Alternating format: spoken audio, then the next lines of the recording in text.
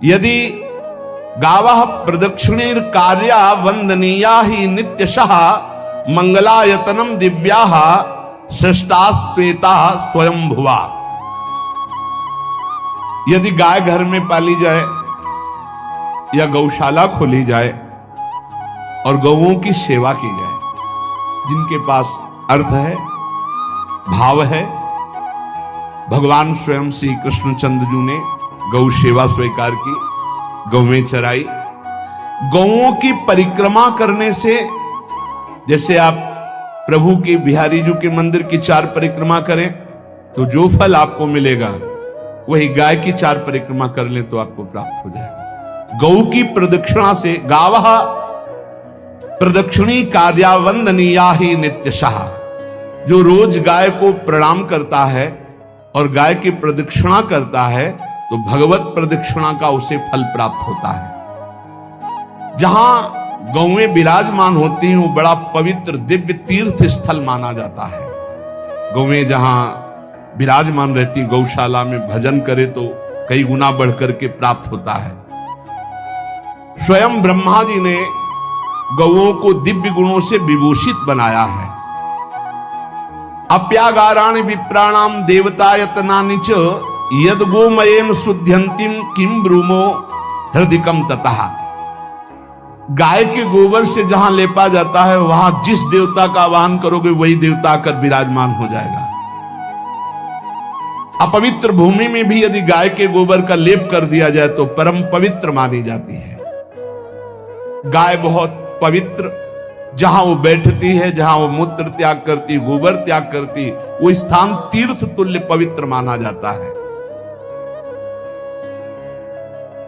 भगवान जब गाय के पीछे पीछे चलते तो गोरज उड़कर उनके मस्तक पर विराजमान होती, उनके मुखार बिंद पर विराजमान होती। बाल गोविंद के अनिष्टों को दूर करने के लिए गाय के पूंछ को उनके ऊपर से झाड़ा देते थे मैया। जब गुरु मंत्र वैदिक सिद्धांत से दिया गया था पहली बार तो पंचगव्य पिलाया गया था। गोमूत्रम गोमयम क्षीरम दधि सर्पिस तथैव च गवाम पंच पवित्राणि पुनंत सकलम जगत। कितना भी बड़ा पापी हो, अगर पंचगव्य पिलाया जाए तो वो वैदिक मंत्रों को स्वीकार करने लायक हो जाता है, पवित्र हो जाता है। पंचगव्य में 5 चीजें गाय की होती है। गाय का मूत्र, गाय का गोबर, गाय का दूध, गाय का दही और गाय का घी, ये 5 मिलाकर पंचगव्य पिलाया गया था। पहली बार जब वैदिक मंत्र दिया गया था तो पंचगव्य बनवाया था गुरुदेव भगवान ने संन्यास, और वो पिलाया था। ये पंचगव्य पिलाने से अपवित्रता का नाश होकर पवित्रता का संचार होता है। इसलिए धन्य है उनका जीवन जो गौ सेवा परायण है भगवत भाव से। गाय में साक्षात भगवान का भाव रखकर गौ सेवा करते हैं। त्रिषिता गौर गृहे बद्धा गेहे कन्या रजस्वला देवशास्त्र सन्निर्माल्य हंति पुण्यम पुराकृतम। यदि घर में गाय बंधी है और भूखी है और प्यासी है तो तुम्हारे सारे पुण्य नष्ट हो जाएंगे। अगर घर में रजस्वला कन्या बहुत काल तक है और उसका विवाह आप नहीं कर रहे हैं तो आपके सारे सुकृत नष्ट हो जाएंगे। यदि घर में ठाकुर जी विराजमान हो, कर का पहनाया हुआ माला सुबह तुमने देख लिया तो तुम्हारे सारे पुण्य नष्ट हो जाएंगे, क्योंकि शयन कराते समय तुमने उतारा नहीं, अर्थात तुम सेवा में प्रमाद करते हो। तो देवतास्त्र सन्निर्माल्य हंति पुण्यम पुराकृतम। जैसे सुबह श्रृंगार किया तो रात्रि के शयन के समय वो हटा लेने चाहिए माले। जब हम शयन कराते हैं तो भले पुष्प शैया पे शयन कराएं पर माला नहीं धारण करें। श्रृंगार का माला अगर दूसरे दिन दर्शन किए क्यों पहने ठाकुर जी तो तुम्हारे सुकृत नष्ट हो जाएंगे। गाय बंदी हो घर में, वो प्यासी है और भूखी है, तुम्हारे सुकृत नष्ट हो जाएंगे। त्रिषिता गौर गृहे बद्धा, क्योंकि तुम्हारे पास है, सेवा करना चाहिए। यो वै गाम प्रतिसिद्धेन्त चरंतिम च स्वत्रणम नरहा तस्य पूर्वे च पितरः कंपन्ते पतनोन्मुखा। यदि गाय हरी हरी घास चर रही कहीं और तुमने डंडा ऊपर प्रहार किया और लाठी मारी तो तुम्हारे पितर खोपड़ी के बल नरक जाने के लिए तैयार हो गए। ये लिखा है। चरंतिम स्वम तृणम नरः तो तस्य पूर्वे च पितरः कंपन्ते पतनोन्मुखा। इसीलिए क्या भारत से कहीं किसी की तुलना हो सकती है, जहां गौ को माता की पदवी दी गई, जहां गौ को हम आराध्य देव के रूप में मानते हैं, आराधना करते हैं। गौ रक्षा, गौ सेवा, ये बहुत बड़ा इसमें छुपा हुआ है। स्वयं भगवान अवतरित होकर गौ रक्षा, जब गाय के रूप में पृथ्वी रमाती तो भगवान का अवतार हुआ है। बड़ा विचित्र समय आता चला जा रहा है कि अब आधुनिक यंत्रों की ऐसी सेवाएं हो गई बड़ी बड़ी कि अब ना बैल की जरूरत है, और ऐसे दूध की महंगाई बन गई कि अब देसी गाय 2 लीटर 3 लीटर 4 लीटर और ऐसी ऐसी कि 20-20 25-25 लीटर दे तो कौन देसी गाय को। गौओं का सेवा का भावना शास्त्र आज्ञा करता है कि जो प्रतिदिन अग्रग्रासे परोभावा कर्तव्यो भक्ति तोन्वहम अकृत्वा स्वयं आहारम कुर्वम नापनोति दुर्गतिम। जे ही तुम्हारे गृहस्थ में घरों में पहले होता था, अब तो भगवान जाने, जे ही पहली रोटी तवा में गई तो वो निकाल करके पक्की रखी जाती थी गौग्रास के लिए, पहला रसोई में। तो इसमें लिखा प्रतिदिन स्वभोजनम, पहले स्वयं भोजन न करके गाय के लिए ग्रास निकालना चाहिए। तो जिनके पास अर्थव्यवस्था जो गृहस्थ धर्म में है या जिनके पास अर्थ है, कुछ रोज 1 रुपया निकालो।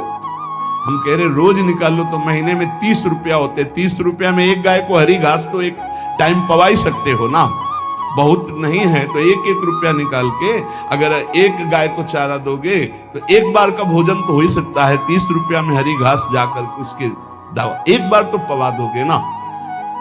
अग्रग्रासे परोभावा कर्तव्य भक्ति तोन्वहम, भक्ति पूर्वक गाय को 1 ग्रास भोजन में 1 रोटी तो निकालना चाहिए गाय के लिए, ऐसा शास्त्र आज्ञा कहता है। जो ऐसा करता है तो अकृत्वा स्वयमाहारम कुर्वन् नाप्नोति दुर्गतिम, अपने आहार से 1 रोटी निकालकर गाय को देता है और स्वयं 3 रोटी भले पाले 1 रोटी गाय को दे दी तो बोले उसकी दुर्गति नहीं होगी, अर्थात उसके अंदर भाव बढ़ता चला जाएगा वो भगवान की भक्ति में। और तेनाग्नयो हुता सम्यक पितरश्चापि तर्पिताः देवास पूजितास तेन यो ददाति गवान्हिकम। जो प्रतिदिन गौग्रास निकालता है, अर्पित करता है, तो उसको अग्निहोत्र करने का फल मिलता है, उसके पितरों को तृप्ति मिलती है और समस्त देवताओं के पूजन का फल मिल जाता है जो गौग्रास निकालता है। यो वै ताड्यते यष्ट्याधेनुम मर्त्यो विमूढ़धि। जो मूर्ख मनुष्य, जैसे अब गाय दूध नहीं दे रही, मार डंडे डंडे मार रहे हैं, इंजेक्शन लगा रहे हैं, ऐसे वैसे कर रहे हैं, उसको ताड़ना दे रहे हैं, तो बोले जो मूढ़ बुद्धि मूर्ख मनुष्य, यो वै ताड्यते यष्ट्याधेनुम मर्त्यो विमूढ़धि, वो गाय को लाठी से मारता है, डंडे से मारता है, हाथों से मारता है, तो धर्मराजस्य नगरेशा याति करवर्जिताः। धर्मराज जी पहले अपने नरक में ले जा करके उसके कहते थोड़े थोड़े तिल तिल करके पहले इसके हाथ काटो, मरना है नहीं वहां, अब आराम आराम से थोड़े थोड़े पहले हाथ वर्जिताः, इन्हीं हाथों से गाय को मारा था ना, वैसे थोड़ा थोड़ा काटा जाता है उसके हाथ, कर वर्जिताः, उसके दोनों हाथ काट करके थोड़े थोड़े। यो वै दंसान वारयति तस्य पूर्वे कृतार्थकाः नृत्यंतस् सवादिस्मास्तरिष्यति भाग्यवान। जो गौ के शरीर को स्नान कराता है, गौ के शरीर को कीट आदि से मच्छर आदि से रक्षा करता है और खूब अच्छा अच्छा पदार्थ गौ, केवल दूध के लोभ से नहीं, ये हम गौ सेवा की बात कर रहे हैं, ये कि नहीं वहां 10 लीटर दूध देती तो हाथ फेरो, जब दूध नहीं देती है तो चारा भी ठीक से नहीं दे रहे और उसके ये स्वार्थी हो, गौ सेवा का बात नहीं, वो दूध का लोभी केवल व्यापार की बात करता है। गौ सेवा का तात्पर्य है गौ सेवा, केवल खूब बछड़े को पिला दिया प्रसाद रूप से जो दूध मिला उसका अपने सेवन की, वो बात तो अलग है, अब बछड़े को तो जरा सा केवल पिन्हाने के लिए कर दिया और खूब सारा दूध लीटर में नाप करके जा रहा है, और उस समय तक तो खवाओ पियाओगे ही खूब अच्छे से। उसके बाद जब दूध देना बंद किया तो उसका आदर सत्कार खत्म, खोल के बाहर ऐसे वो प्लास्टिक खाते घूम रही है। तो ये गौ सेवा नहीं मानी जाएगी, वो स्वार्थ पूर्ति मानी जाएगी। जो सदैव गौ सेवा करता है, उसके डांस मच्छर हटाता है, स्नान कराता है, पीठ में हाथ फेरता है, उसके पूर्वज जो पितर होते हैं वो नाच पड़ते हैं, उनका मंगल होना शुरू हो जाता है कि हमारे वंश में गौ सेवक पैदा हुआ, बड़ा भाग्यवान है और वो गौ के द्वारा हमें तार देगा, ऐसा भाव। गौ सेवा हमारे सनातन धर्म में बहुत बड़ा स्थान गौ सेवा का है। पर एक बात ध्यान रखें, इन सब सेवा का फल है भगवान के चिंतन में निरंतर वृत्ति डूब जाए। हमारी एक एक वृत्ति, एक एक क्षण भगवान के चिंतन में डूब जाए। अगर नहीं तो हम आपको उत्तर दे रहे हैं, क्या महाराज नृग जैसा कोई गौ सेवक हुआ है दानी? भागवत में पढ़ लेना, करोड़ करोड़ गायों को, करोड़ों गौशालाएं थी, एक दो नहीं। इसलिए कह रहे हैं करोड़ों शब्द कि आप उसको कोई ज्यादा ना समझें। पृथ्वी के कोई भूमि के कण गिन सकता है, बारिश की बूंदे गिन सकता है, लेकिन महाराज नृग की गौएं जितनी दान की गई वो गिनी नहीं जा सकती थी, ऐसा वर्णन आता है।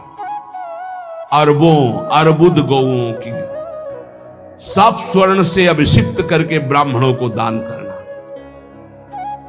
इतने बड़े गौ सेवक, इतने बड़े दान करने वाले, एक चूक हो गई, ना दान लेने वाले तपस्वी ब्राह्मण की गाय किसी अन्य ब्राह्मण को दान कर दी, और वो ब्राह्मण ने जब गाय देखी बोली मेरी गाय चुरा ली। बोले महाराज नृग ने दी। महाराज नृग से कहा मेरी गाय है, तो उनका गौशाला में आ गई होगी, आपको 10,000 गौएं देते हैं, आप अपनी गाय। बोले मैं प्रतिग्रह नहीं लेता।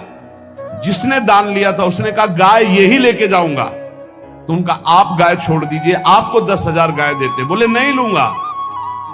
बस अनजाने के अपराध ने गिरगिट बना दिया था, कुएं का गिरगिट। पर भगवान बड़े कृपालु हैं, गौ सेवक थे, इसलिए गोविंद द्वारिकाधीश जी ने उनका उद्धार किया। सब साधन का फल है अच्युत भावना से युक्त होकर, भगवत भावना से युक्त होकर निरंतर भजन करते हुए सेवा परायण रहो, चराचर जगत की सेवा परायण रहो। भजन करना ही सबसे बड़ा परम धर्म है। हम सब सेवाएं करें जगत की, लेकिन अंदर से राधा राधा राधा, गोविंद गोविंद गोविंद गोविंद, आनंद आ जाएगा। तन से सेवा करो, मन से भगवान के चिंतन, मामुनिस्मर युद्धते, भगवान के चिंतन में रहो। सेवा और व्यापार में अंतर होता है। गौ सेवा के बहाने से धन का जो दान लेना है और उसका अपने में प्रयोग करना है, मैं पितरों सहित नरक जाना है, लिख लो। गौ सेवा के बहाने से दान लेना और उसका अपने परिवार के सुख में पैसे का प्रयोग कर देना या अपनी वासनाओं की पूर्ति में लगा देना।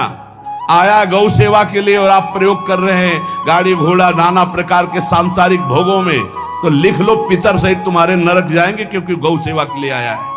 गौ सेवा का धन सिर्फ गौ सेवा में ही लगना चाहिए। आप गौ सेवक है, दूध पान कीजिए, रोटी खा लीजिए, लेकिन गौ सेवा का अर्थ आप अपने वासनाओं की पूर्ति में, अपने मनोरंजन में या अपने मन के संकल्प भावना में नहीं पूरी कर सकते। गौ सेवा के लिए ही पूरी कीजिए। गौ के वास का निर्माण, गौ के भोजन की व्यवस्था, वो दूध दे ना दे, वो कैसी भी अवस्था में हो, उसकी सेवा परायणता, उसके लिए सेवक रखना, सेवकों को भी सुख प्रदान करना, लेकिन स्वयं कभी गौ के सेवा के लिए आए हुए धन का स्वयं के लिए भोग न करना। और निरंतर होश में रहो, समय आने दो, कर्म अवश्य में भोक्तव्यम, तुम्हें भोगाएगा, रो नहीं पाओगे, रो नहीं पाओगे। यहां जो आप कर्म कर रहे हैं वो आपको भोगने पड़ेंगे, अच्छे या बुरे। बिना भोग के ये नष्ट नहीं होते।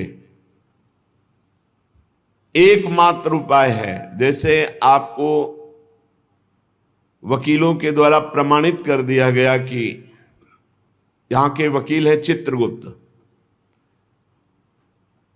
पूरी सीन सहित आपकी चेष्टाओं को अंकित किया जाता है, वो आपके मन में है, आगे प्रसंग आएगा। और जज हैं यमराज, धर्मराज जी, और दंड अधिकारी हैं यमदूत, और दंड विधान जहां होता है उसे कहते हैं नरक। तो जैसे यहां जज ने कानून से अपराध करने वाले को दंड दे दिया, जाओ तुम्हें फांसी की सजा, राष्ट्रपति का अधिकार है, वो पूरा माफ कर सकता है। ऐसे ही राष्ट्रपति हैं भगवान श्री हरि। अहम त्वाम सर्व पापेभ्यो मोक्षयिष्यामि मा शुचा। अगर शुभ अशुभ कर्मों से बचना चाहते हो तो एकमात्र उपाय भगवान की शरण में होकर नाम जप करो, अन्यथा अवश्यमेव भोक्तव्यम कृतम कर्म शुभाशुभम। सुमति जी अपने पिताजी को बता रहे, यमदूत ने कहा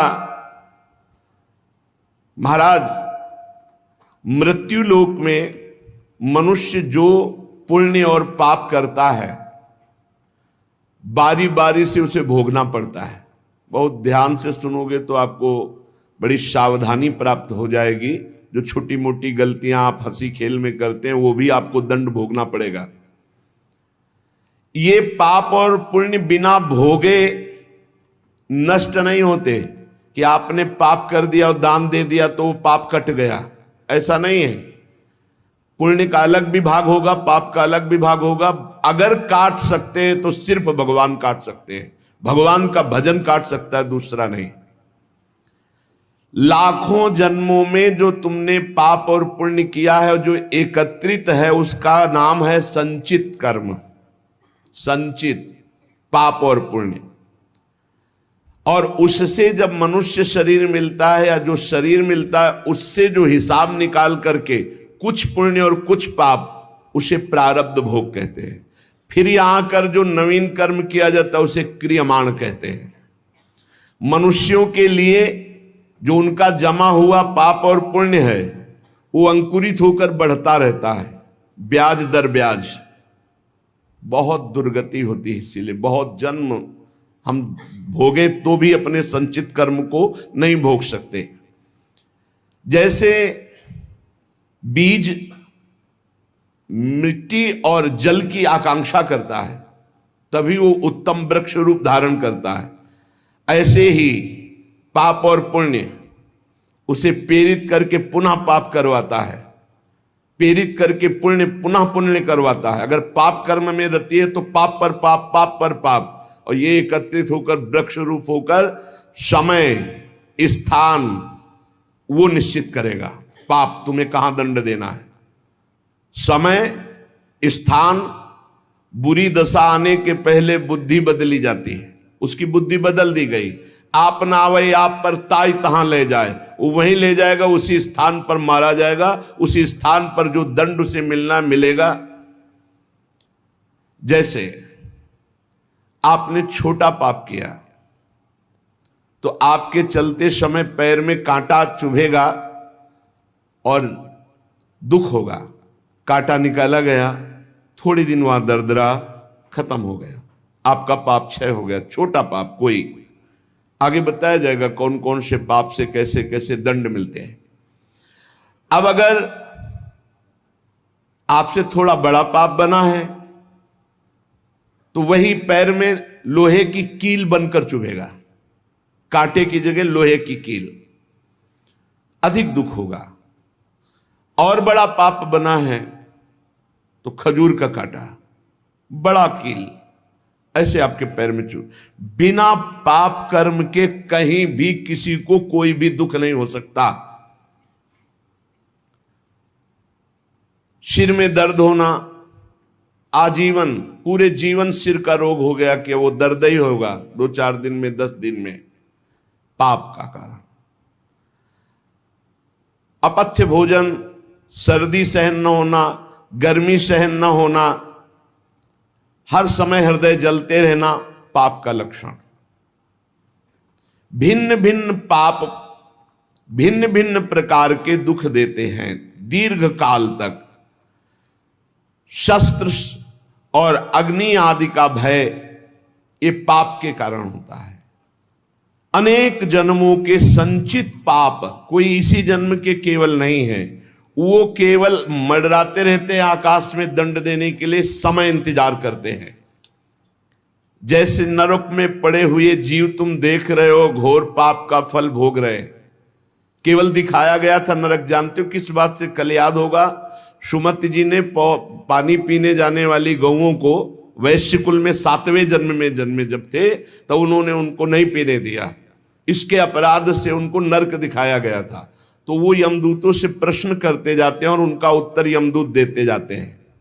ये जो तुम देख रहे हो तड़पते हुए जीवों को नरक में, महापापी लोग हैं, अपने पाप का फल भोग रहे हैं। जब कोई पुण्यात्मा होता है तो स्वर्गलोक में जाता है, देवताओं के साथ रहता है, गंधर्व उसका गुणगान करते हैं, अप्सराओं का नाना प्रकार से सुख उठाते हैं। और जब पुण्य भोग क्षीण हो जाता है तो फिर यहां आकर के मनुष्य लोक में अपने कर्मानुसार जन्म लेते हैं। राजन, ये जो तुमने पूछा कि किस किस पाप से पापियों को कौन कौन सा नरक में दंड मिलता है, वो मैं बतला रहा हूं। जो नीच मनुष्य कामना और लोभ के वशीभूत होकर दूषित दृष्टि से हर स्त्री को भोग भाव से देखता है, जिसको देखता है बस काम भाव से देखता है। बोले जो दुष्ट दूषित भाव से माताओं बहनों को भोग दृष्टि से देखता है, तो यहां बड़ी बड़ी चोंच वाले वज्र के समान जिनकी चोंच ऐसे गिद्ध बार बार हजारों वर्ष उनकी आंखों को नोचते और खाते रहते हैं।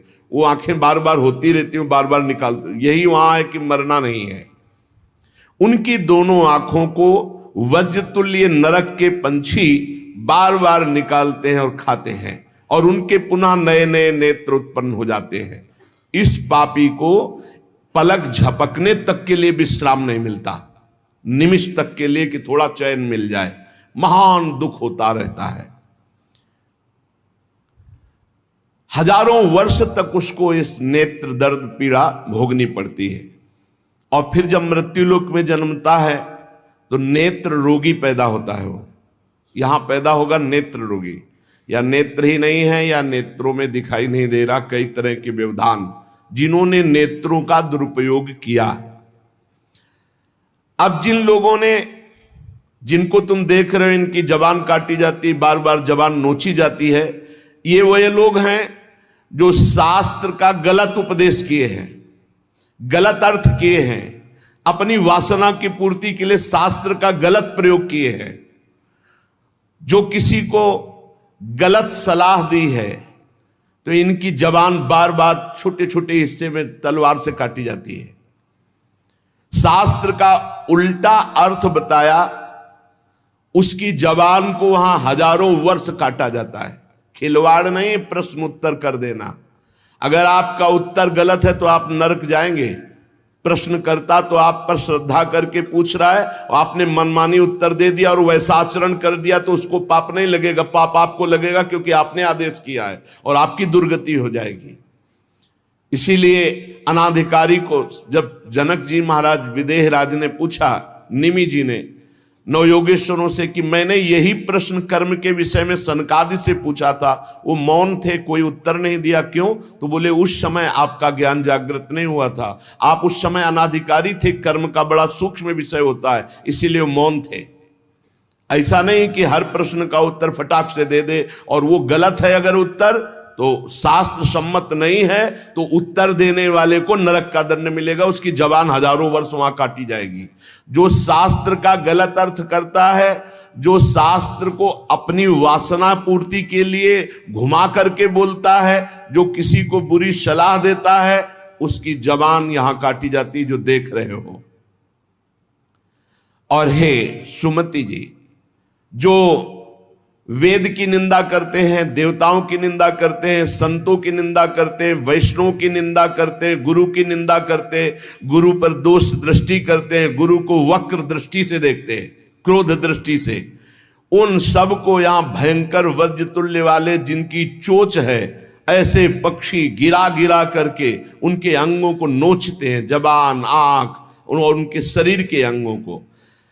जितने निमेष तक उनके द्वारा ये जिह्वा जनित पाप हुआ है, उतने 1000 वर्ष तक उनको पक्षी नोचते हैं। जो नराधम बिना दोष के दो मित्रों में फूट डाल देते हैं, एक दूसरे की चुगली करके, पिता पुत्र स्वजन में भेद पैदा कर देते हैं, और जो पुरोहित, बहुत ध्यान देने योग्य बात, अनुष्ठान का संकल्प लेता लेकिन अनुष्ठान पूर्ण नहीं करता, जजमान को क्या पता। जो पुरोहित जजमान से नियत संख्या ले ली धन और अनुष्ठान पूरा नहीं किया, या जो अपनी माता और पिता का अपमान किया, जो अपनी शरणागत अपने अर्धांग विराजमान पाणिक ग्रहण की हुई पत्नी का विविध प्रकार से अपमान और शोषण किया, वो यहां आरे से चीरे जाते हैं 1000 वर्ष तक। दिखाया, देखो ये बीच आरे से आराम आराम से एक एक अंग चीरे जाते हैं। उस पुरोहित को भी दंड मिलता है, उस पुत्र को दंड मिलता है जो माता पिता का अपमान, उस पति को दंड मिलता है जो पत्नी का शोषण, उस पत्नी को दंड मिलता है जो पति से छल करती है। आप खुली आंख इनकी दुर्गति देख सकते हैं। जो दूसरों को कष्ट देने का स्वभाव बना लिया है, बातचीत चेष्टा से कष्ट ही देना है, जो दूसरों की प्रसन्नता में जलते हैं, जो दूसरों की घरों में सोए हुए घरों में आग लगा देते हैं या फसलों में आग लगा देते हैं और उनको प्राणांतक कष्ट देते हैं, उन अधम पापियों को यहां जलती हुई आग में जलाया जाता है। तुम देख लो, तपती हुई बालू डालकर उनको भूना जाता है और यहां आग में उन्हें जलाया जाता है। जो एक जगह निमंत्रण मिला, फिर दूसरी जगह निमंत्रण मिला, तो पहले निमंत्रण वाले को छोड़ करके दूसरे के यहां निमंत्रण पाकर फिर पहले वाले के यहां निमंत्रण पाने गया। ऐसा नहीं है, ये नरक का कारण बन जाएगा। एक जगह निमंत्रण है, वहां गए, अगर हम भूखे हैं तो भूखे, नहीं मिला तो नहीं मिला, अब दूसरे दिन देखा जाएगा। 2 3 4 निमंत्रण, ऐसा नहीं।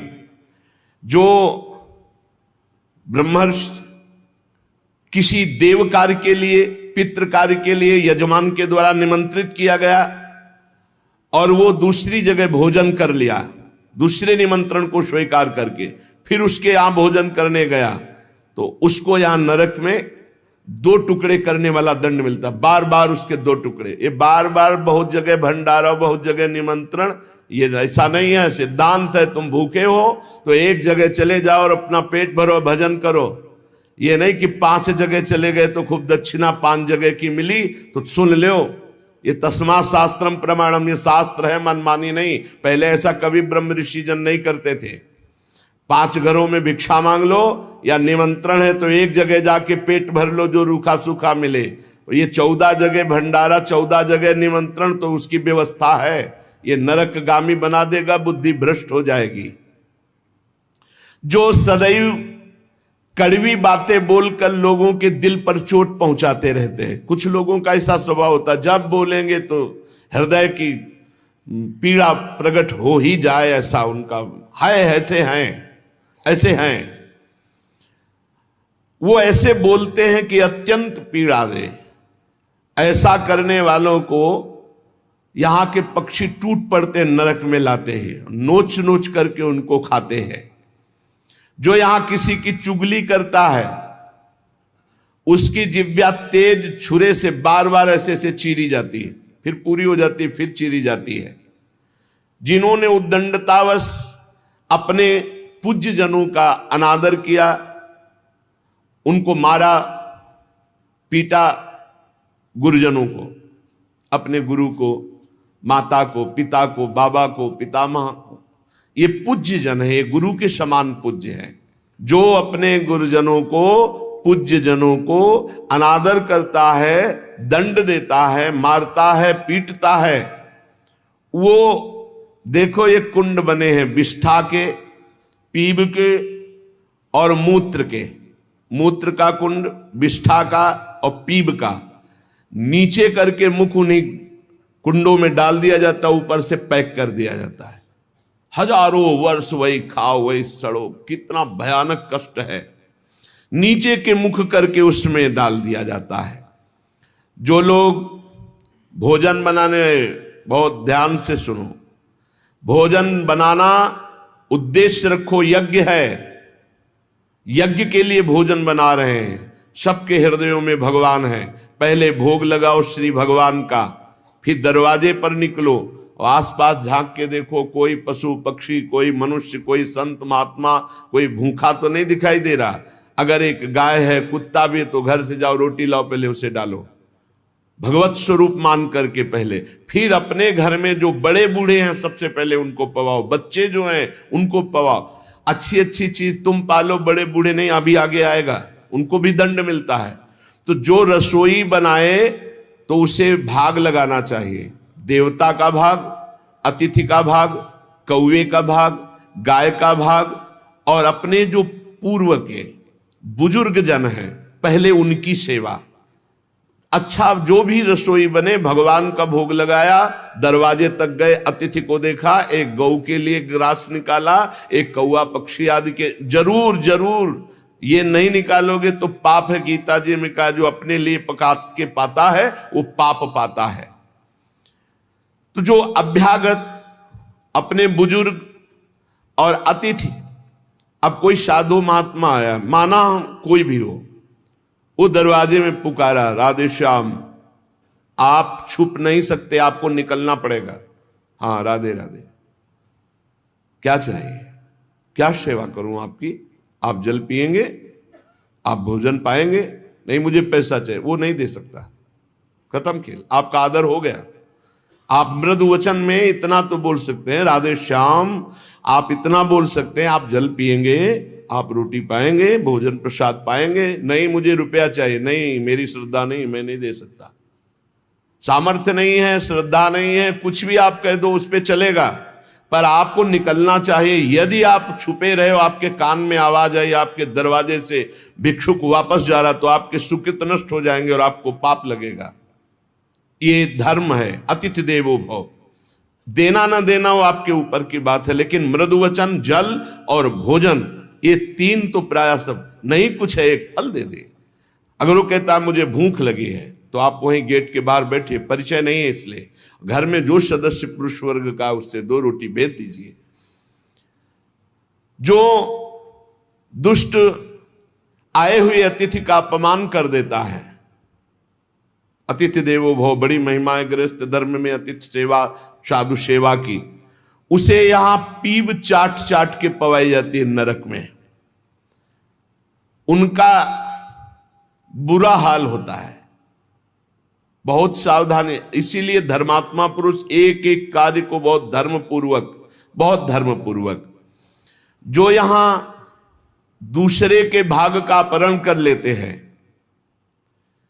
अब अपने घर वालों के लिए अच्छे अच्छे लिए और संत महात्मा वैष्णव अतिथि के, तो बोले उसे दंड मिलता है, नरक में लाकर के उसे विविध प्रकार से सताया जाता है। जब कोई अर्थार्थी शरणागत तुम्हारी शरण में आ जाए और तुम उसके साथ धोखा करो, तो यहां भी दंड मिलेगा और वहां भी दंड मिलेगा।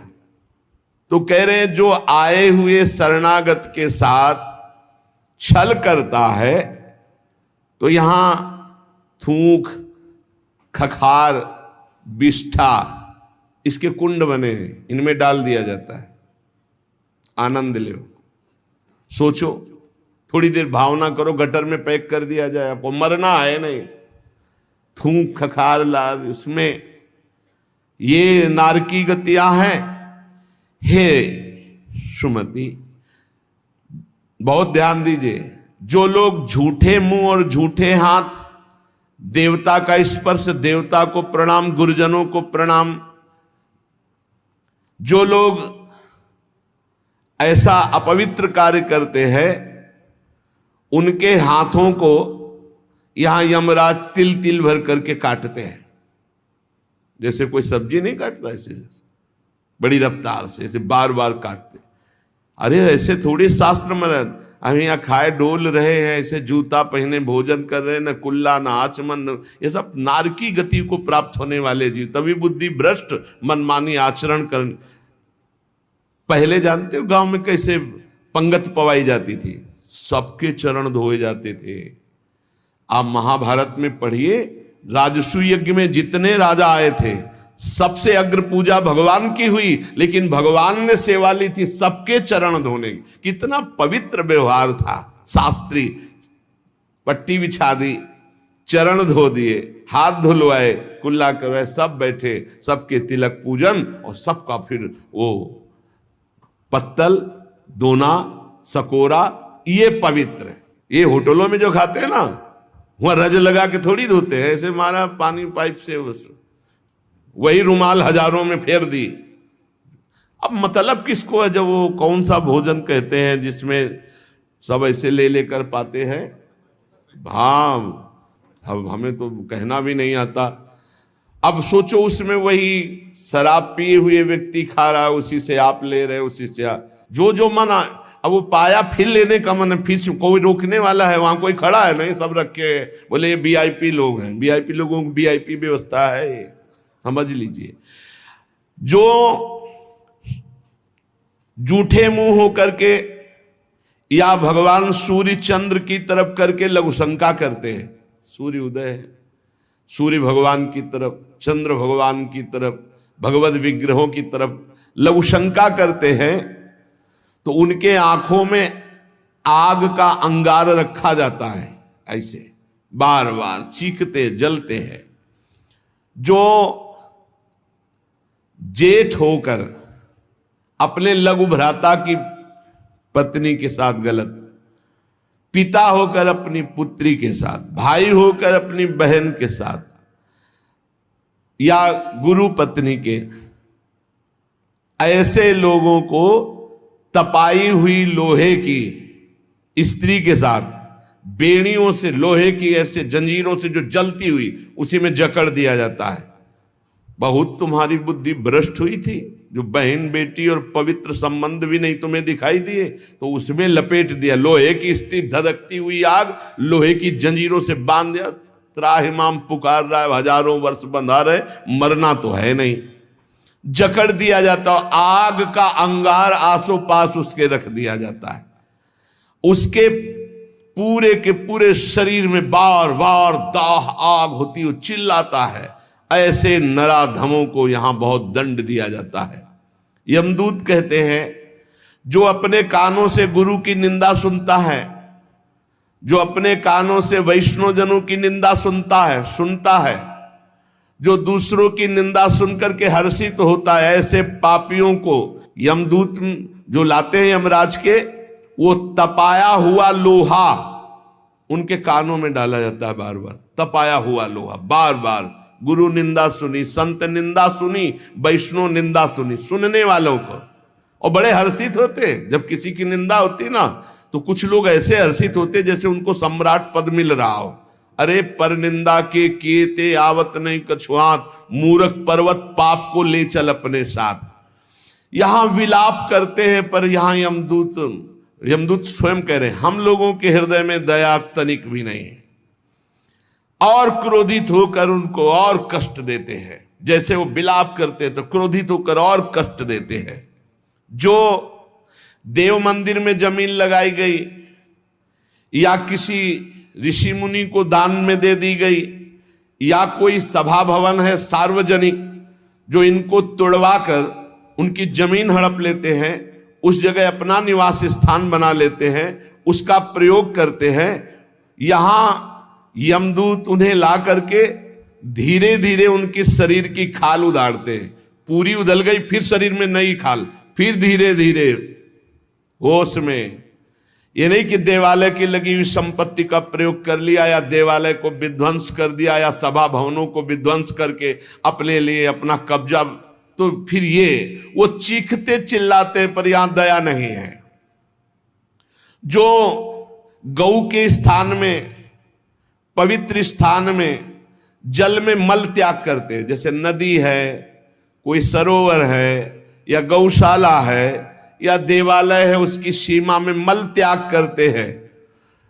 यहां के बड़े बड़े कौवे जिनकी लंबी चोंच होती, उनकी गुदा द्वार से आते खींचते हैं बार बार, बहुत होश में। आज ये शास्त्र सुने नहीं जाते, इसलिए मनमानी पापाचरण होते हैं। जो जहां मनाया वहां, जो अपनी कन्या को रकम दे के बेचते हैं, बेचना होता है कि हमको इतना ऐसा, एक से बेचा फिर दूसरे के साथ बेचा, उसको यहां लाया जाता है और उसके शरीर में बड़े बड़े घाव किए जाते हैं और फिर नमक की नदी है, उस नदी में डाल दिया जाता है। वो मार क्लेशित हजारों वर्ष। जो मनुष्य विकट संपत्ति और वो समस्याई नष्ट हो गई, पुत्र, भृत्य, पत्नी, बंधुवर्ग और बुजुर्ग जन, किसी का त्याग कर देता है विपत्ति आने पर और अपना पेट पालन करने लगता है, इनको छोड़ देता है। तो यहां हम लोगों में कुछ यमदूत ऐसे हैं जो बिल्कुल कर्कश होकर के उनके मांस को नोचते हैं और उसी के मुंह में डालते हैं, उसी को खवाते हैं, उसे खाना पड़ता है। जो मनुष्य अपने पुण्यों को यहां बेच देते हैं, उनकी बड़ी दुर्गति होती है। जैसे 1 घंटा नाम कीर्तन करेंगे 500 रुपया लेंगे, अमुक कार्य करेंगे अमुक रुपया लेंगे।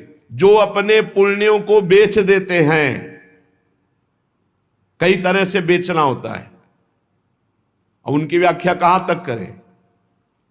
जो अपने पुण्य कार्यों का दाम लेते हैं, बेच देते हैं, वो पापी हैं और उनको यहां चक्कियों में डाल के नरक में पीसा जाता है, जैसे आटा पीसा जाता है। बेचे ही वेद धर्म दुइले ही, ऐसा नहीं था। परोपकार के लिए ब्रह्म ऋषियों का जीवन था। कुछ मिला नहीं, किसी भी तरह जीवन व्यतीत करते थे। कृष्ण शरीर, बड़े बड़े चक्रवर्ती सम्राट भयभीत होकर खड़े हो जाते थे। तब पूर्ण जीवन, बेचने का कहीं विधान नहीं। जो जीवन में अपने किए हुए पुण्यों को बेच देते हैं, उनको वहां चक्की में जैसे आटा पीसा जाता है, ऐसा पीसा जाता है। ये ना समझो कि मौज ले लो, यहां तुम मनमानी कर लो, भोगना पड़ेगा।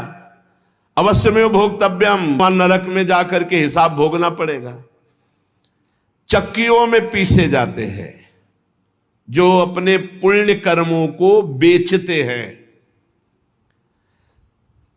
जो यहां किसी की धरोहर मिली, ए भैया हमारे इतने रुपए रख लो, ये सामग्री रख लो, हम समय से ले लेंगे, हमारी अव्यवस्था है, और फिर वो मुकर गया कि कौन धरोहर कब दिया, कैसे दिया, तो उन्हें यहां जलती हुई लोहे की जंजीरों से बांध दिया जाता है और ऐसे कुंड में फेंका जाता है जहां बड़े कीड़े भयामने विषैले, और वो उनको हजार वर्ष तक नोच रहे, उसी में बंधे चीख रहे। कौन? जो दूसरों की दी हुई धरोहर को ना देकर मुकर जाते, कब तुमने दिया। जो पापी दिन में मैथुन करते हैं, शास्त्रीय मर्यादा में दिन में मैथुन करना निषेध है। जो रात्रि में पराई स्त्री से मैथुन करते हैं, दिन में चाहे अपनी स्त्री क्यों न हो, मैथुन निषेध है। और जो इसीलिए महाभारत में एक प्रसंग आता है, एक ऋषि को उनकी पत्नी ने दिन में बहुत प्रेरित किया। उनका नाम हमें तो स्मरण नहीं आ रहा, किंदम, हाँ ऐसे कुछ नाम था। तब उन्होंने कहा दिन में पुरुष रूप में तो हम आपके साथ मैथुन कर नहीं सकते, आप बहुत प्रेरणा करती, इसलिए पशु बनना पड़ेगा। तो आप भी अपने संकल्प से मृगी रूप धारण करें, मैं मृग रूप धारण करता हूं। ऐसा ही हुआ। मृग रूप होकर के वो सहवास कर रहे थे। इतने में ही महाराज पांडु ने देखा तो उन्होंने बाण संधान कर दिया। अब जे ही बाण लगा तो मृग रूप तो हट गया ऋषि, और तब वो हा खाए कि मुझे नहीं पता था कि आप ऋषि हैं।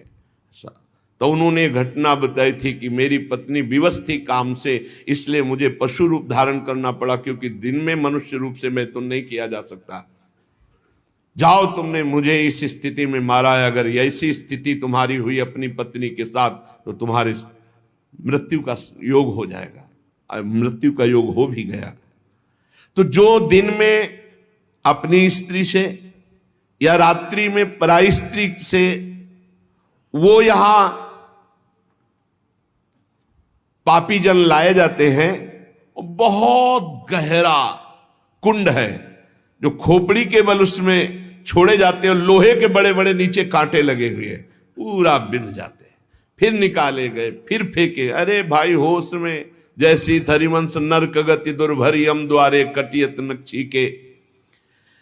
और जो सदैव नई नई भोग प्रवृत्ति के लिए नवीन नवीन स्त्रियों को फंसाते रहते हैं और उनसे सहवास करते हैं, तो यहां एक बहुत बड़ा वृक्ष है सेमर का जैसा, और उसमें बहुत ही विषैले कांटे हैं।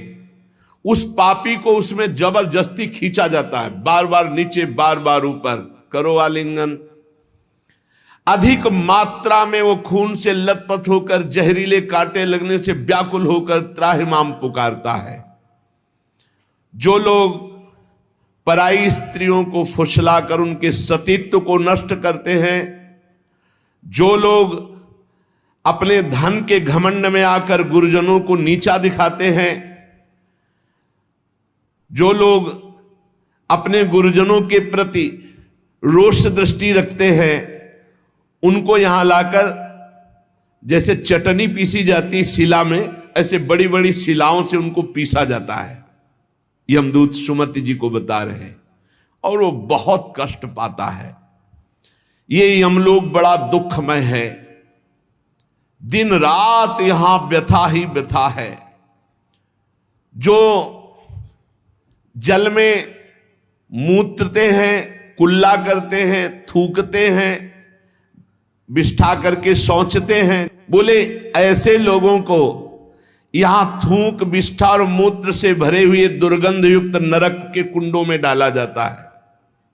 अरे ऐसा थोड़ी साष्टांग दंडवत करो यमुना जी गंगा जी में और अपने घर से शौच आदि क्रिया करके, यदि नहीं ऐसा तो पात्र में लो और जल पियो पहले, और फिर दूर जा करके बहुत दूर शौच आदि होकर मिट्टी से ही हाथ और सब पात्र मार्जन करके फिर आओ, फिर पात्र मार्जन करो, फिर जल लो और दूर जा करके कुल्ला। ऐसे पवित्र, जैसे गंगा किनारे भ्रमण करने वाले संत जन हैं तो सारी दिनचर्या गंगा जी से होती, पर बड़ी सावधानी से होती। ऐसा थोड़ी कि शौच लिया जाकर गंगा जी, ऐसा नहीं। जो इस लोक में दूसरे का मांस खाते हैं, बहुत सावधानी से दुर्गति होती, पक्का दुर्गति होती है। मांस खाने वाले ध्यान से सुन ले, पूर्व में जो किसी भी पशु का मांस खाते हैं उनको तो पहले नरक का दंड मिलेगा, फिर वही पशु बनेंगे, वैसे काटे जाएंगे। और जो ज्यादा पशुओं का मांस काट के खाते हैं तो उनके घर में घटना भी हो जाती है, कोई न कोई विनाशकारी घटना घटेगी कि इन मांस खानों वालों के परिवारों का बहुत बुरी तरह नाश होगा। और जब ये मरेंगे तब नरक जाएंगे, और फिर जब जन्मेंगे तब ये फिर वही बकरा बकरी बनेंगे, ये काटे जाएंगे। होश में रहो, समय आने दो, कर्म अवश्य में भोक्तव्यम, तुम्हें भुगाएगा, रो नहीं पाओगे, रो नहीं पाओगे। जो यहां दूसरों के मांस को खाते हैं तो बड़े बड़े हाथियों से उनको पहले कुचलाया जाता है, चिरवाया जाता है, फिर कोल्हू में पेरा जाता है। बढ़िया आनंद लो। यहां जो कर रहे हो इसका बहुत लंबा हिसाब होगा। लोग सोचते हैं कि ये गप है, 5 मिनट में हिंसा की आजीवन कारावास, लाखों जुर्माना, तुम्हें यहीं से अनुमान लगा लो। यहां तो बहुत छोटा हिसाब किताब है, वो तो अनंत ब्रह्मांडों का हिसाब किताब है। आप विद्धास्तु यैर्वेदा वन्यास्य हिताग्नि भी ता इमे शैल श्रृंगाग्रात पात्यंदी धा पुनः पुनः। जो अपने पूर्वजों को पिंडदान नहीं देता, हवन नहीं करता, शास्त्र मर्यादा के अनुसार नहीं चलता,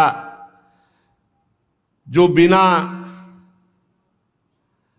पाणी ग्रहण किए व्यभिचार करता घूमता रहता है, ऐसों को बड़े बड़े ऊंचे पर्वत से नीचे खोपड़ी के बल फेंका जाता है, और जब नीचे गिरता है तो बड़ी बड़ी विषैली चींटियां चिपक जाती हैं और काटती है।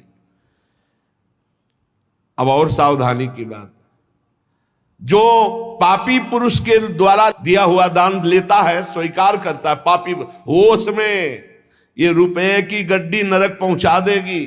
जो पापी पुरुषों द्वारा दिया हुआ दान लेते हैं, चाहे वो यज्ञ कराने के लिए, चाहे वो किसी भी कार्य के लिए, उन मनुष्यों को पत्थर के भवन में छोटे से ऐसे गैसील, बिल्कुल गैस ऐसी जहरीली, उसमें कीड़े की तरह उन्हें बंद कर दिया जाता, बाहर से कोई वायु नहीं, बंद। अब कितने हजार वर्ष, कितनी घबराहट है। अब सोचो, पत्थर के छोटे छोटे ऐसे भवन, उनमें गैस भरी हुई जहरीली, उसमें बंद कर दिया गया। दशांश लिया जाता धर्मात्मा पुरुष का, दशांश दान है धर्मात्मा पुरुष का, 100 मेहनत से कमाए। अब अगर तुम 10 रुपए दान कर दोगे तो बहुत बड़ी बात हो जाएगी। एक गरीब आदमी बड़ी मेहनत से अपना पेट पालता था, तो एक किसी व्यापारियों के संग में था। तो सब व्यापारी बड़े बड़े अपने अच्छे पदार्थ भोजन के, वो खिचड़ी लाया था घर से, कहीं यात्रा में था, और उसका नाम भोला भी था। भोला एक किसान आदमी, तो अपनी थाल में रख के पानी भरने के लिए गया, इतने में कुत्ता आ गया। एक कुत्ता खा, वो दूर बैठ गया, कुत्ते को खा दिया। सब व्यापारी उसका मजाक उड़ा रहे थे। फिर अपनी थाल ली, मांझ करके रख दिया, और जो जल था उसी को पी लिया। रास्ते में जा रहे थे, एक भयानक ब्रह्म राक्षस प्रकट हुआ। अलग अलग कोटि के प्रेत भी होते हैं, अब तो सबके होश उड़ गए। भोला एकदम सीधा आदमी था। ब्रह्म राक्षस ने कहा सबको मार देंगे हम व्यापारियों। तो भोला ने कहा शुरुआत हमसे करो। तो उनका तुम्हारे ऊपर तो हाथ नहीं उठा सकते। क्यों? क्योंकि तुमने कभी बेईमानी नहीं की, धर्म से कमाए हो, और आज तुमने इतना बड़ा पुण्य किया कि भूखे थे, अपनी मेहनत की कमाई की खिचड़ी कुत्ते को खाने दिया। अगर वो पुण्य मुझे दे दो तो मैं ब्रह्म राक्षस योनि से मुक्त हो जाऊं, किसी को नहीं दंड दूंगा। तो उसने कहा कैसे दे दूं? बोले संकल्प करो कि आज की खिचड़ी जो कुत्ते ने पाई उसका जो पुण्य हुआ मैं तुम्हें देता हूं, मैं अभी मुक्त हो जाऊंगा, नहीं सबको मार दूंगा इन व्यापारियों को। धर्म की कमाई का छोटा सा भी दान वो भगवान की भी प्राप्ति करा सकता है। दशांश धर्म के दान को कहा गया है, मेहनत की कमाई का फिर दशांश दान कहा गया। पाप कहीं दान नहीं होता, पाप कहीं दान नहीं होता, उसका विधान फिर ब्रह्म ऋषि बताते हैं कि आज तक किया, अब कभी पाप नहीं करेंगे, अब क्या करें, तो फिर उसका विधान वो बता देते हैं। ऐसा नहीं कि पाप करते जाओ, दशांश देते जाओ तो बुद्धि भ्रष्ट होती चली जाएगी। जो ये बहुत बड़ा अपराध है, उपकार करने वाले का अपकार कर देता है। कृतज्ञता, कृतज्ञ होना चाहिए। आपके लिए किसी ने उपकार किया, आपको आपका हित किया, आपके संकट में सहयोग किया, तो जीवन भर वो जब दृष्टि में आ जाए तो थोड़ा कृतज्ञ होना चाहिए। ऐसा नहीं कि उसका अपकार कर दो। जैसे गुरुदेव ने मंत्र दिया, उपासना दी, तुम्हारा उपकार किया। खोटी बुद्धि वाला जो कृतज्ञ नहीं रहता उसको यहां तप्त कुंभ नामक नरक में गिराया जाता है। ये बहुत दुख देने वाला है, ताप ही ताप। और इसमें 80 पत्रवन नरक में जैसे तलवारें हैं, ऐसे किनारे किनारे तलवारें हैं। जिधर ये होता उधर तलवार घुसती, बार बार इसको पीड़ा होती है। फिर उसे अगले कालसूत्र नामक नरक में डाला जाता है। विश्वासघाती, गुरुद्रोही, मित्रद्रोही, इनका उद्धार बहुत मुश्किल होता है।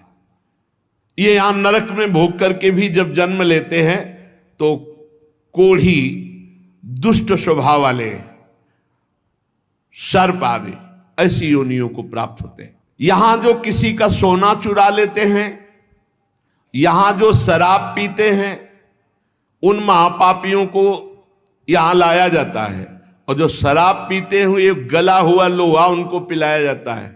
ए भैया शराबी जो पिए हो तो बंद कर दे आज से, नहीं आगे इंतजाम कुछ और है। हाँ, जलता हुआ लोहा पिघलता हुआ पिलाया जाएगा, मरोगे है नहीं, बहुत होश में।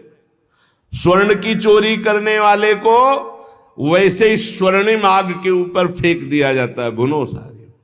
यहां कोई मानता नहीं, कहते सब झूठ है, भोगोगे तब पता चलेगा तुम्हें। और ऐसे लोग जब नरक से लौटते हैं तो उनको यहां भारी भारी घृणित बीमारियों से पीड़ित होना पड़ता है। राजन, जो नीच अपवित्र पापी पुरुष है वो जब दूसरों से दान लेता है तो नरक में जो बताया गया वो भोग भोगता है, यहां जन्म लेता है गधे का, गधा बनता है। 2 ईंट देखते रहो आराम से। किसको? जो पतितों से पापियों से दान लेता है वो न ऊपर तो सुना दंड, और जब मृत्यु लोक में जन्मेगा तो वो गधा बनेगा। चाहे कोई भी हो, तैयार रहो पीठ मजबूत करके ढोने के लिए भार। जो अधिकारी नहीं है, पतित है, उससे जो पैसे के बल से पूजा करवाता, यज्ञ करवाता है, उस द्विज को जब नरक जाके पहले भोगेगा और फिर लौटेगा तो विष्ठा का कीड़ा होना पड़ेगा। जो पैसे के बल से पतितों को भी, हाँ आओ पूजा कर ले, आओ यज्ञ करवा देते हैं तुम्हारी, नहीं पहले जजमान का परीक्षण होता है, अधिकार होता है। ऐसे द्विज को नरक से लौटने पर विष्ठा का कीड़ा होना पड़ता है। जो अपने गुरुदेव के साथ छल करता है, अहंकार करता है, कपट करता है, उसे पागल कुत्ते की योनि मिलती है। उसे नरक भोगने के बाद पागल कुत्ते की योनि मिलती है। जो गुरु की संपत्ति का अपहरण कर लेता है, मनमानी आचरण करता है, तो उसे यहां यही दंड मिलता है, अर्थात कुत्ते की योनि प्राप्त होती है। जो अपने माता पिता वयोवृद्ध का अपमान करता है, कटुवचन करता है, उसे यहां पक्षी की योनि प्राप्त होती है। जो बीमार रहता है हर समय, पक्षी, कष्ट से युक्त पक्षी की योनि। जो अपनी भाई की स्त्री का गलत भाव, तो वो कछुए की योनि प्राप्त होता है, बड़ा कष्ट में जीवन उसका व्यतीत होता है। जो यहां अपने मालिक के साथ दगाबाजी कर देता है, वो बंदर की योनि को प्राप्त होता है। जो दूसरे की धरोहर हड़प लेता है तो नरक भोगने के बाद वो नाली में कीड़ा बन करके रेंगता है। जो दूसरों के दोष देखता रहता है वो नरक भोगने के बाद यहां अंधा पैदा होता है, आंखों से अंधा पैदा होता है। जो अपने मित्र या अपने प्रियजनों के साथ विश्वासघात करता है वो मछली की योनि हजारों बार जन्म लेता है। जो मनुष्य यहां जौ तिल धान अन्न इसकी चोरी करता है या अनाज के खेतों में आग लगा देता है, वो नरक भोगने के बाद यहां नेवला और चूहे की योनि प्राप्त करता है। जो पराई स्त्री के साथ संभोग करता है उसको नरक भोगने के बाद यहां भेड़िया बनाया जाता है। जो पराये पुरुष के साथ संभोग करते हैं वो वहां नरक भोगने के बाद यहां कुतिया की योनि प्राप्त होती है। कुत्ता, सियार, बगुला, गिद्ध, सांप, कौआ, इन योनियों में क्रम से जाता है जो पराई स्त्री और पराय पुरुष के साथ संभोग करता है। इसे मनोरंजन मत समझो, खिलवाड़ मत समझो। जो खोटी बुद्धि वाला पुरुष अपने बड़े भाई की पत्नी जो मां के समान है उसके साथ बलात्कार करता है, वो नरक भोगने के बाद कामी, नाना प्रकार से बीमार पशु योनियों को प्राप्त होता है। कई प्रकार के कष्टों से उसका जीवन युक्त है। जो अपने मित्र की पत्नी से विश्वास दिलाकर, मित्र को विश्वास दिलाकर उसकी पत्नी, वो यहां के सुअर पैदा होता है, सुअर बनता है। यज्ञ में, दूसरों को खवाने पिलाने में, दूसरों के मंगल विधानों में जो विघ्न डाल देता है, किसी की कन्या का विवाह हो रहा है, कोई यहीं कहीं यज्ञ हो रही, कहीं नाम की, उसमें विघ्न डाल देता है, उसको नहीं होने देता है, वो नरक भोगने के बाद फिर यहाँ कर विविध कीड़े की योनियों में, विविध प्रकार, अभी ये कीड़ा, फिर ये कीड़ा, फिर ये कीड़ा, ऐसे जन्मता है। जिसने देवता या ब्रह्म ऋषि उनको ये बोल दिया है कि मैं ये दूंगा, आपको ये दूंगा, और फिर नहीं दिया, कर्जा है तुम्हारा, ऐसे नहीं बोलना चाहिए, ऐसे नहीं बोलना चाहिए। अयाचक वृत्ति से जो रहते हैं, कभी नहीं, महाराज हम आपका ये काम कर दें, आपको ये दे देंगे, आपको एक कर्जा हो गया, अब अगर नहीं दिया तो नरक भोगोगे, और नरक से निकलने के बाद कौआ बनोगे। जो अपने पूजनियों का अपमान करता है, बड़े भाई का अपमान करता है, वो क्रौंच पक्षी के रूप में जन्म लेता है। बहुत सावधान होना चाहिए। जो तुम्हारे साथ उपकार करे उसके साथ तुम्हारा नम्र व्यवहार होना चाहिए। यदि उपकार नहीं किया तो तुम्हें बिच्छू की योनि प्राप्त होगी, बिच्छू बनना पड़ेगा। जो सोए हुए मनुष्य की हत्या कर देता है, शस्त्रहीन है या सोया हुआ है, उसकी हत्या कर देता है, या